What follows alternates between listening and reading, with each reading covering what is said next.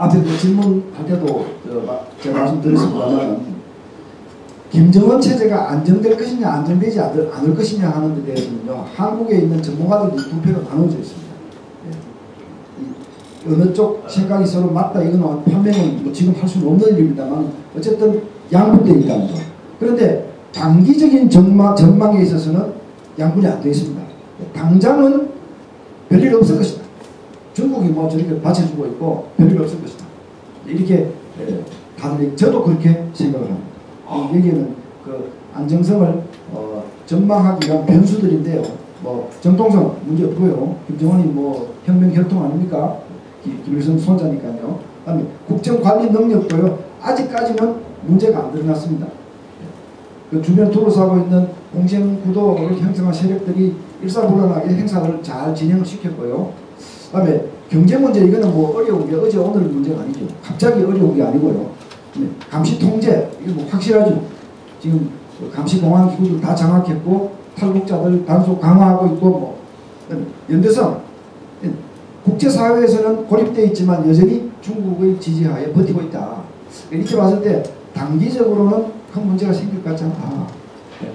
적어도 김정일 사망에 대한 추모의 분위기가 북한 땅을 덮고 있는 이런 상황에서 다른 군말이 나올 수 있을 것 같지는 않다. 이렇게 저희들은 전망하는데 문제는 중장기부터입니다. 시간이 좀 지나고 나도 늘 그럴 것인가. 여기에 대해서 저는 그렇지 않을 수 있다라는 생각을 가집니다. 장기적으로는 불확실성과 유동성이 커질 것이다. 그렇게 저희들은 봅니다. 왜냐하면 정통성 부분에서는 아무리 김일성 조선 창시자의 손자이면 틀림이 없지만 우상화의 한계가 있습니다. 김일성은 뭐 항일 투쟁 이런 스토리라도 만들면 거리가 있지만 28살 김정은이한테 뭘 만들어 보여주느냐 아마 스스로가 참 어렵게 생각할 겁니다. 그 정권 안에서도 지도리가 한계가 있고요. 국정관리 능력 이게 지금까지는 안 드러났지만 앞으로는 북한 안에 뭐 그 권력 엘리트 안에 구조가 복잡하고 그다음에 이 세대교체 옛날 사람들 쫓아내고 자기 핵심을 막 심었는데 이런 것들이 부작용이 나타날 수도 있고 뭐 여러 가지 문제점이 앞으로는 드러날 가능성이 있다. 경제 굉장히 어렵죠.